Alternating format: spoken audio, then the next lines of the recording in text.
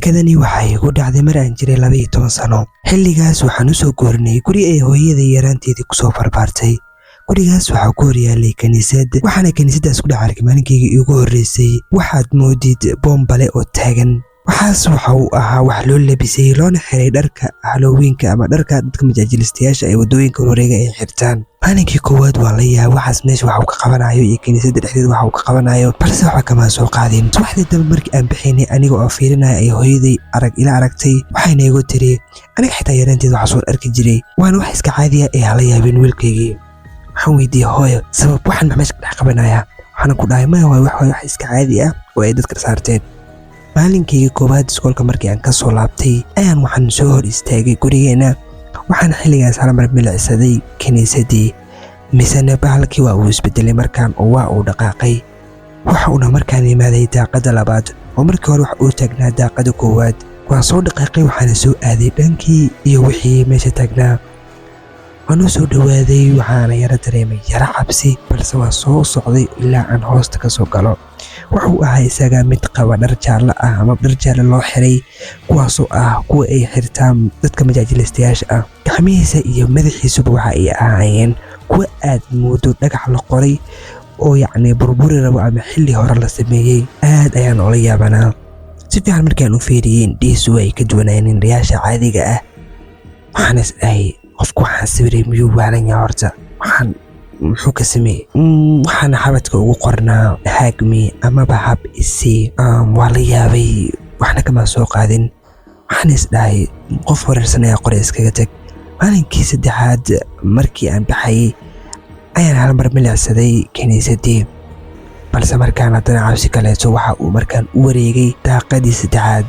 dhowr maalin ayaa ka soo wareegatay anigoo iska ilaaway. maalinkii dambeeta ayaan waxaana soo raacay baskii anigoo soo aaday dhankii iyo xaafadda. wuxuuna baskii sida caadada ee ugu hortagay xaafadeeda waa uun iska baxay. anna mar walba waxaa caadi ahayd inaan kaniisadaas fiiriyo. markaan waan fiiriyey wuxuu taagan yahay markaan isla daaqadii saddexaad, balse waxaa isbedelay qaabkii bahalkaasi uu u samaysnaa. waan soo dhaqaaqay anigoo dhankiisa soo aaday. markaan waa uu isbedelay, waa uuna dheeraaday, waxa uuna yeeshay dhirar uusan markii hore lahayn. wuxuu yeeshay lugu aad u dhaadheer. gacmihiisii waxay noqdeen kuwo qodxa amaba geeda ah. geed caadi ayaad mamoodaysaa markii aad aragtid. waan u sii fiirsaday waxaan indhihiisa ka arkay. waxaan aad uga cabsaday, ma garanayo sababta, laakiin aad ayaan uga naxay. cabsi daran ayaan dareemay maadaama ay indhihiisu ahayeen kuwa laga cabsanayo. mararkiiba waxaan u cararay dhankaas iyo gurigeennii. habeenkii markii la gaaray ayaan waxaa ii qorshaysnayd inaan habeenkaasba seexan oo markii xilliga la gaaro aan soo kaco kadibna aan fiiriyo kaniisadii iyo wixii ka socdo. waan soo kacay waxaana soo istaagay daaqadii waxaana bilaabay inaan fiiriyo kaniisadii. xilligaas hurdo ayaan dareemayay, balse hurdadeeda dan kamaana yeelanin, balse hal mar ayaan indhaha isku qabtay oo waan seexday. waxyar markii aan jiifay ayaan hal mar soo baraarugay oo aan soo booday. waxaana ku soo booday daaqadii si aan u fiiriyo wax dhacayo, balse waxaan arkay waxay ahaayeen wax dhammaan ka duwan wixii aan filayay. oo waxaan arkay bahalkii amabase boombalihii oo meesha ka maqan iyo albaabkii oo furan. anigii naxdin iyo cabsi waan istaagay waxaana soo aaday dhankii iyo albaabkayga si aan u adkaysto, balse waxaan maqlay shanqar ka yeerayso dhanka albaabka oo waxaa dareemayaa in qof albaabka dhankiisa ku soo socdo.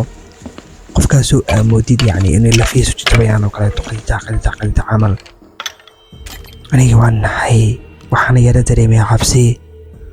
waxaan is dhahay yuu yahay qofka xilligan soo geli karo amaba rabo inuu soo socdo.